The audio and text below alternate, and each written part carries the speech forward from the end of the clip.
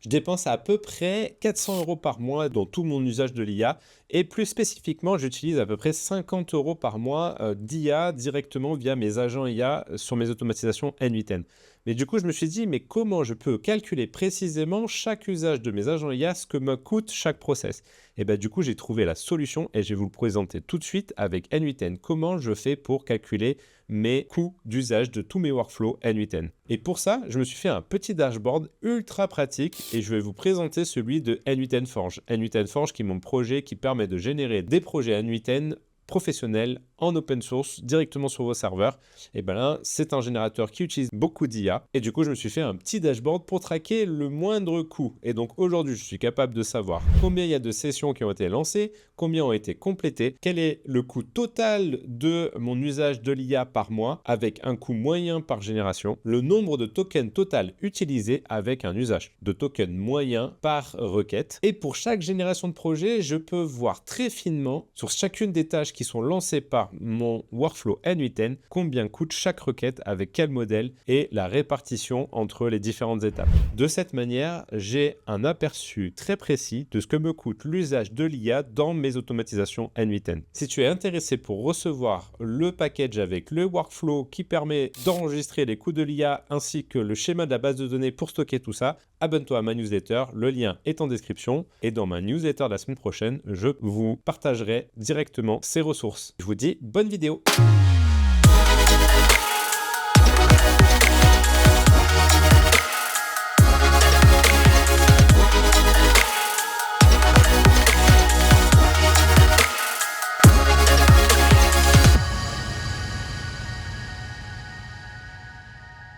Pour réaliser ce dashboard, il faut déjà enregistrer les coûts. Et pour enregistrer les coûts, il faut une base de données dans laquelle je puisse stocker toutes ces informations.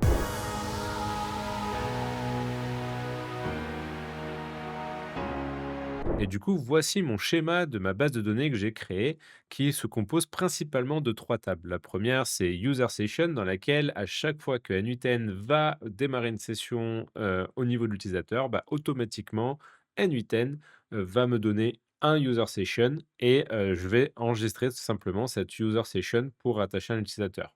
Je n'ai pas à ce niveau-là d'informations personnelles, mais bon, ça, c'est pas très grave. Et c'est surtout après le fait de pouvoir stocker à la fois les AI models. Donc les AI models, ce sont tout simplement la liste des modèles que moi je vais utiliser dans N8N où je vais définir toute la structure de coût. Et ensuite, j'ai un AI token usage qui va me permettre de stocker pour chaque session un usage de token. Et donc là, j'ai ma table là. Et ensuite, je me suis créé une petite vue toute simple qui va me permettre de faire un report très rapide entre les user sessions et les coûts. Et c'est notamment cette vue-là que je vais me servir pour afficher le dashboard.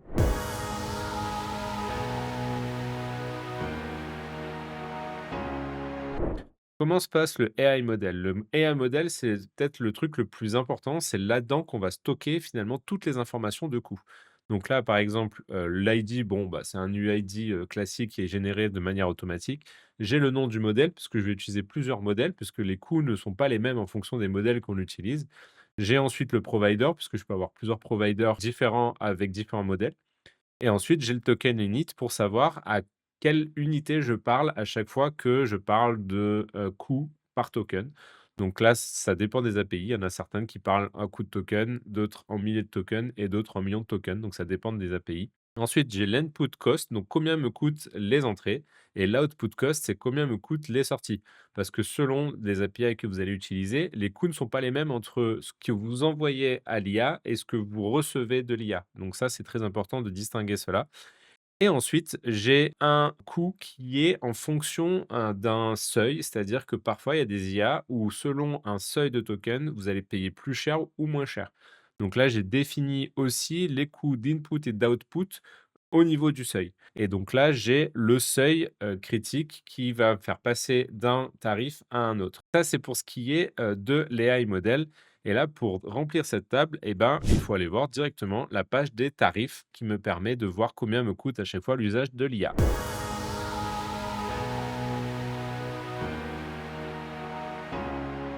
Et donc là, vous avez ici la page de tarifs, par exemple, de Gemini, Gemini API. Donc là, je vais vous fournir le lien dans la description, vous pouvez regarder. Et donc, vous allez pouvoir trouver directement les coûts liés à l'usage de l'API par Gemini. Donc là, vous voyez qu'il y en a plusieurs.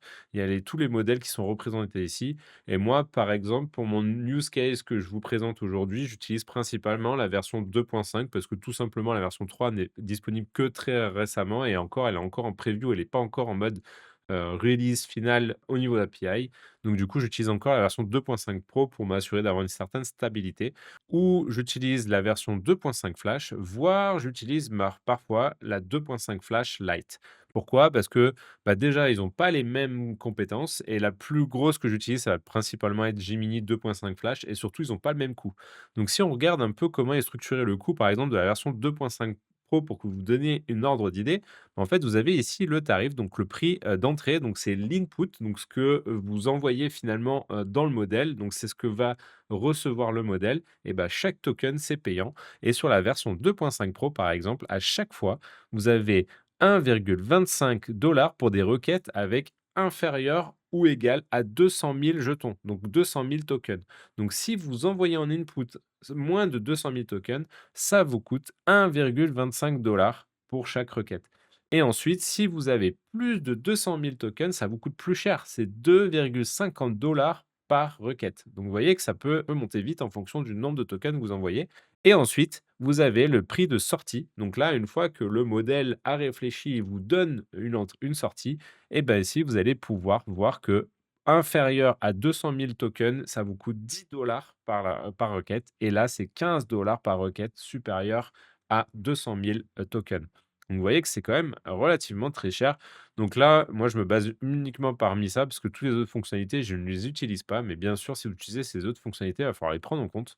Et sur la version 2.5 Flash, pour vous donner une ordre d'idée, eh ben, le prix d'entrée, vous voyez qu'ici, c'est 0,30 par entrée. Donc, le texte, peu importe le nombre de tokens, c'est juste 0,30 par entrée. Donc, vous voyez que là, en plus, on parle par million de jetons hein, en USD. Donc, ça veut dire que quand vous envoyez 1 million de tokens en entrée, ça vous coûte 0,30 et pour la partie sortie, ça coûte 2,50 par million de tokens. Donc vous voyez que en termes de tarifs, on est quand même vachement plus inférieur à ce que propose donc Google. Ah oui, petite précision, c'est bien en millions de tokens aussi ici, hein. C'est-à-dire que si vous envoyez inférieur, enfin chaque requête, vous envoyez inférieur à 200 000 tokens, bien sûr, ça vous coûte 1,25 pour le million de tokens, bien évidemment.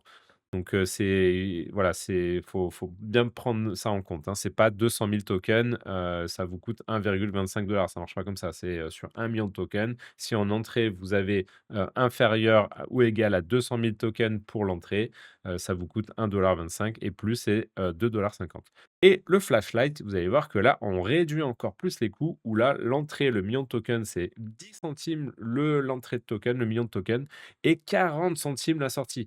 Donc, vous voyez qu'aussi sur la flashlight, on est vraiment très, très bas en termes de coût. Donc ça, c'est hyper important à prendre en compte. Donc, une fois que vous avez ces tarifs, que vous avez votre base de données, et ben, en fait, vous avez créé votre table, et ben, vous pouvez remplir cette table. Donc, voici comment moi je l'ai remplie. Bah, vous avez tout simplement ici le Gemini 2.5 Pro, donc ça, c'est le nom du modèle, avec comme provider Google. Là, on parle de millions de tokens, donc j'ai utilisé le token init à 1 million et ensuite l'input token qui est à 1,25 par input et 10 par output. Et le threshold, donc la limite au-dessus, eh ben, c'est à 2,50 et 15. Donc, c'est exactement ce qu'on a vu ensemble sur la page de tarifs. Et le threshold est à 200 000 ici. Et donc là, les autres n'ont pas de seuil. Donc voilà, c'est les tarifs qu'on a vus sur la page. Et donc ça, en fait, à chaque fois que vous allez sur les pages de tarifs des autres modèles, vous allez trouver exactement les mêmes informations qu'il va falloir renseigner directement dans votre table. Donc ça, c'est la première des choses à faire. Une fois qu'on a vu comment on stocke les différents modèles avec leurs coûts, bah, va falloir stocker tout ce qui est les tokens usage. Et donc là, les tokens usage, à chaque fois, moi, j'enregistre la session ID correspondante à l'usage du token, le modèle ID correspondant. Donc à chaque fois, je vais avoir le modèle ID qui vient directement d'ici. Donc si j'utilise du Flash, du Pro, etc. Donc comme ça, il vient enregistrer. Et ensuite, j'ai directement une opération qui se fait automatiquement où là, déjà, j'enregistre l'input et l'output texte. Donc là, c'est ce que finalement j'ai envoyé à l'IA et ce qu'elle m'a retourné. Donc je la stocke pour loguer, pour aussi avoir des informations de savoir voilà, comment je peux optimiser finalement mes prompts pour que ça coûte encore moins cher.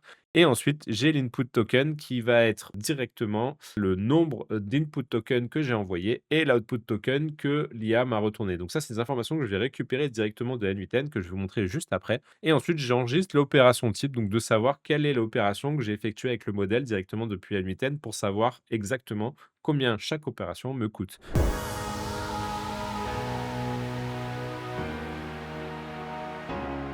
Et ensuite, j'ai un total cost qui est calculé via une procédure PostgreSQL. C'est-à-dire que j'ai un automatisme, c'est-à-dire que dès que j'insère une nouvelle information dans le AI token usage avec toutes les informations, donc session ID, model ID, input text, output token, opération type, une fois que j'ai fait ça, automatiquement, j'ai une procédure qui se lance, qui va récupérer directement les coûts associés au modèle que j'ai utilisé et va me calculer automatiquement le total cost et va me le mettre directement dans cette ligne.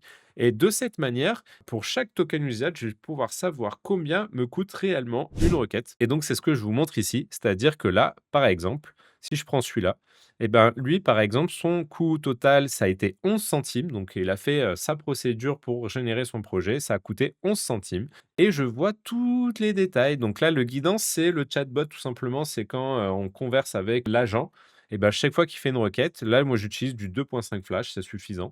Et ben du coup, à chaque fois, je vois le token in. Donc ça, c'est souvent, c'est le point de départ. Et puis le token out, c'est quand l'IA dit coucou. Et donc là, voilà, à chaque fois, on voit le nombre de tokens qui est rentré, le nombre de tokens que sort l'IA, et je vois le coût exact associé. Donc vous voyez que c'est en quelques centimes à chaque fois.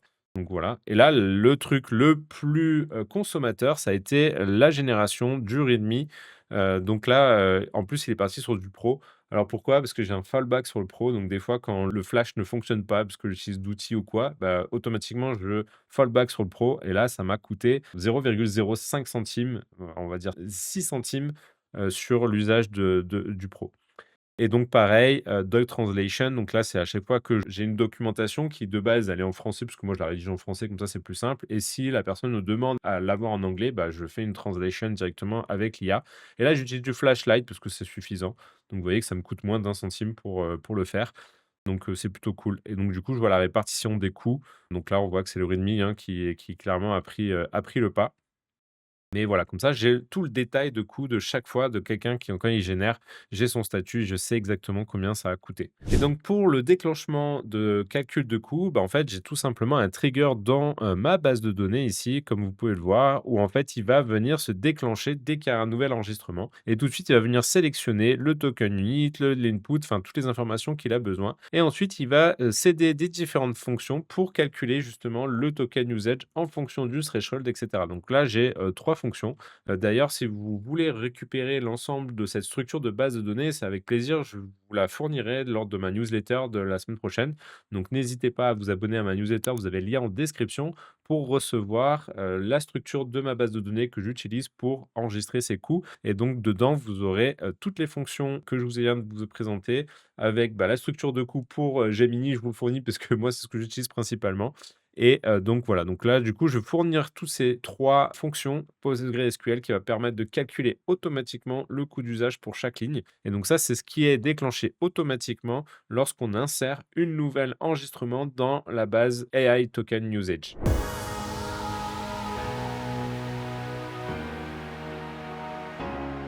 Et la dernière pièce du puzzle, c'est finalement le workflow N8N que je vais aussi vous fournir lors de ma prochaine newsletter de la semaine prochaine, où vous allez pouvoir retrouver ce workflow que je vais vous présenter maintenant, qui va permettre simplement de récupérer les coûts d'usage à chaque appel API. Comment ça se passe? Eh bien, voici le workflow.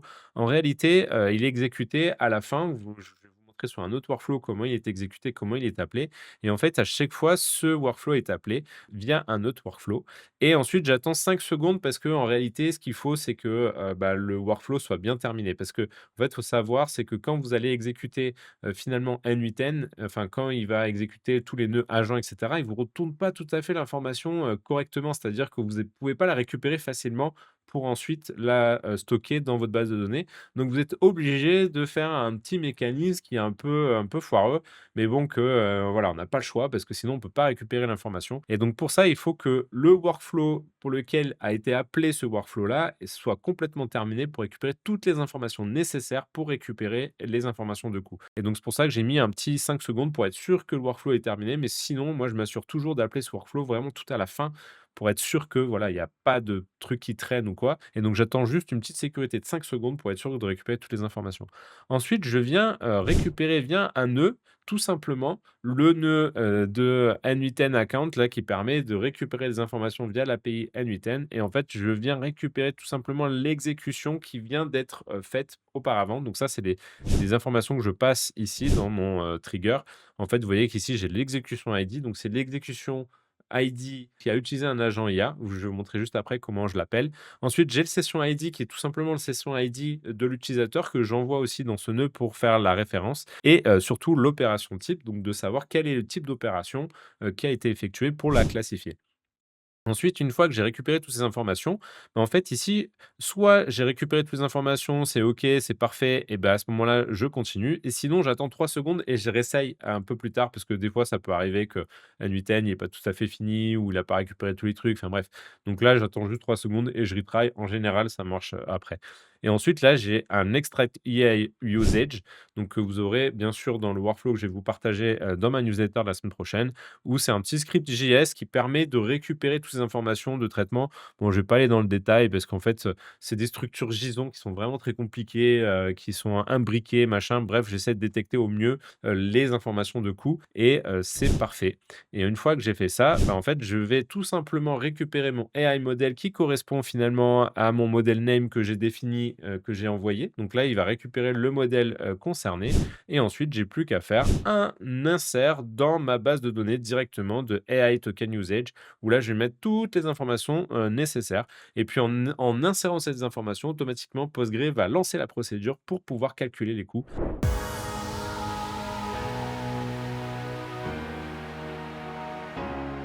Donc voici comment ça se passe. Donc quand je suis dans les exécutions, on voit que là, bah, il en a appelé un. Donc comment ça se passe concrètement? Donc là, on voit qu'ici, ce workflow a été appelé par une exécution ID, une session ID et une opération qui est le run script génération. Donc voilà, c'est mon opération type. Ensuite, il attend 5 secondes. Il vient chercher toutes les informations correspondant à l'exécution ID. Et vous voyez qu'ici, j'ai tous les détails de l'exécution, de ce qui s'est passé, etc. Avec les prompts, tout, tout, tout, tout, tout, tout. Et donc là, si je remonte un peu dans la liste des nœuds qui est exécutés, bah là, on voit notamment le modèle Gemini 2.5 Flash qui a été utilisé. Donc, c'est exactement le modèle qui a été utilisé. Et en fait, là, il y a toutes les informations sur l'exécution de ce nœud. Notamment, là, on voit que bah, c'est le texte qui a été en input. Donc là, je crois qu'on est dans le truc qui vérifie le script bash si il a une bonne syntaxe ou quoi. Donc, je lui envoie tout ça, je lui envoie toutes les informations du texte. Et là, on voit que dans la structure d'objet, AI model, tout ça, on a le token usage. Et donc là, on voit que le completion token, on voit le prompt token et le total token. Donc on voit le prompt token, il est là, donc c'est l'information d'input et ça, c'est l'information d'output, donc ce que l'agent a retourné comme information. Et donc ça fait un nombre total de tokens qui est défini ici. Et donc à chaque fois que finalement ce nœud-là va exécuter, va remplir des informations, va traiter une information, et ben à chaque fois vous allez avoir des token usage. Donc là, par exemple, j'en ai un autre, j'ai un autre run qui a été fait, et là on voit effectivement le nombre de tokens qui a été utilisé, etc. Là, vous avez aussi le texte qui vous permet de voir qu'est-ce qu'il a généré. Donc vous voyez que c'est quand même pas mal. Donc là, il y a encore une autre validation qui a été faite. Bon, je ne sais pas trop vraiment ce qu'il a fait, mais bref, c'est pas très important. Mais comme ça, vous voyez un peu comment ça se passe concrètement. Donc voilà, c'est toutes des informations que vous pouvez récupérer uniquement via ce système-là. Parce que si je prends par exemple le workflow qui a appelé finalement ce que je viens de vous montrer, bah, c'est celui-là. Donc vous voyez que j'en ai deux, c'est-à-dire que j'ai deux agents qui travaillent. Le premier qui va me générer le tooling bash qui va me permettre de gérer les projets N8N et le deuxième qui va juste vérifier la syntaxe bash parce que au final, des fois, il peut faire des erreurs. Donc lui, il est vraiment là pour vérifier la syntaxe bash. Et vous voyez qu'à tout à la fin, je fait appel à Save AI Token Usage, qui est mon workflow que je vous ai présenté. Et la petite subtilité à savoir et à faire, c'est que effectivement ici, il faut bien décocher le Waiting for Sub-Workflow Completion pour être sûr qu'il n'attend pas la fin d'exécution de le workflow pour Save Token pour passer à la suite et finalement finir son exécution. Sinon, vous allez avoir un blocage. Si vous attendez là, l'autre, il attend qu'il ait fini pour récupérer les informations, ça marche pas. Et donc là, vous voyez que j'ai fourni en information l'exécution ID, le session ID et le token usage.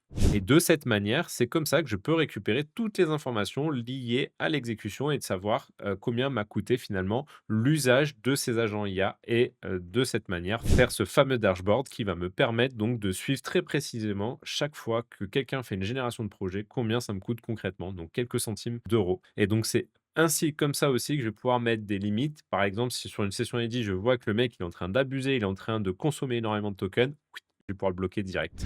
Voilà, j'espère que cette vidéo vous a plu. N'hésitez pas à vous abonner, à commenter, poser des questions si vous en avez. N'hésitez pas non plus à vous abonner à ma newsletter. Le lien est dans la description pour retrouver à la fois le schéma SQL et le workflow N8N qui permet d'enregistrer ses coûts d'usage à l'IA gratuitement. Donc, ça sera diffusé sur ma newsletter la semaine prochaine. Et donc aujourd'hui, tu n'as plus d'excuses pour suivre précisément combien coûte l'usage de tous tes agents IA dans des workflows N8N et ça peut même faire partie d'une facturation que tu peux faire auprès de tes clients à chaque fois qu'ils utilisent tes automatisations ou tes agents IA. Et ben voilà, tu sais combien ça te coûte et tu peux refacturer derrière ton client beaucoup plus facilement. Sur ce, je vous dis bon apprentissage et je vous dis à très vite pour une prochaine vidéo.